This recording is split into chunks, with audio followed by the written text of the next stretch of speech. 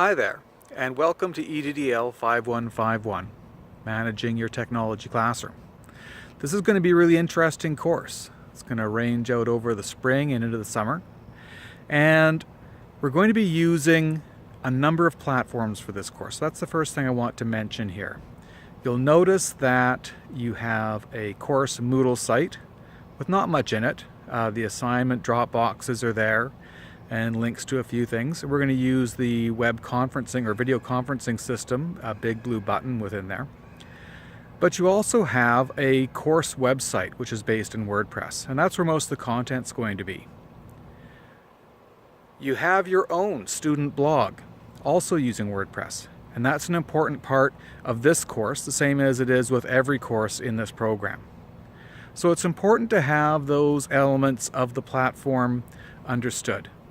We're going to have most of our stuff happening within the course WordPress site and on the student blogs, but occasionally we'll be dipping back to the Moodle site.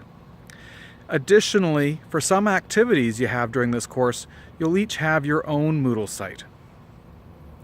Now, EDDL5151 is different in that it's about managing your technology classroom. What does that mean? Well, that's a good question, and I have taken it going forward as meaning those things that you need to get done but then aren't explicitly teaching. So this course is filled out quite a bit over the years, but I've tried to make sure all of the elements that needed to be taught or needed to be understood by somebody who's going to be teaching in an online or blended fashion, but that weren't covered in the other courses because they weren't really teaching, that those things are found in this course. So it's going to be a very topics kind of course. Not necessarily a single theme here and there, but several different topics presented throughout the course. If there's any one theme, I think the one that sticks out is about project management. The idea that undertaking developments in technology to support your teaching and your students' learning often means taking on a big bite to start with.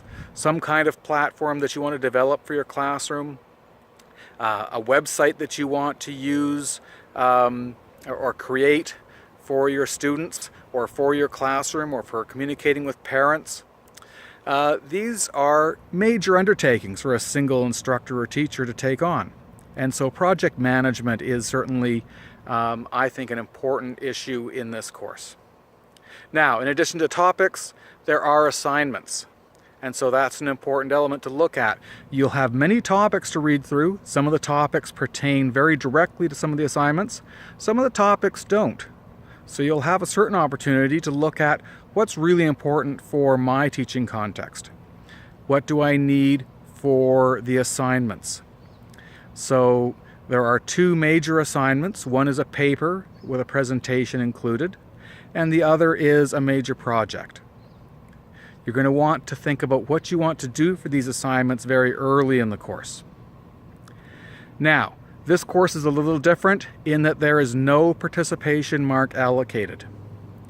You're still going to learn better if you participate in the activities and if you engage with the other students in the course.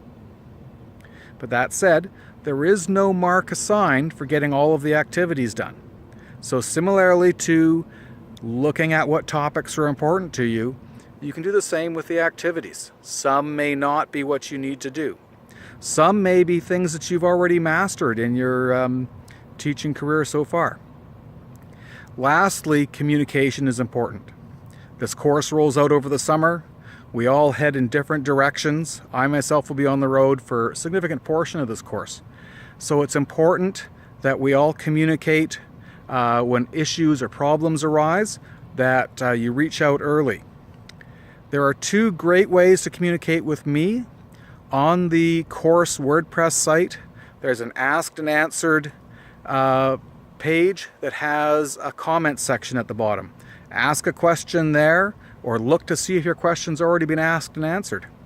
I will get an email of any comment that's put into that onto that page in WordPress, or you can just email me directly. That's a great way to reach out to me as well. I will be connected throughout the time of this course, so I'm always able to answer any questions as they come up. Now, hopefully we're going to have a quick little video conference session to start the course off, get to know each other, and then we'll probably use that tool or something similar for a number of the presentations later on.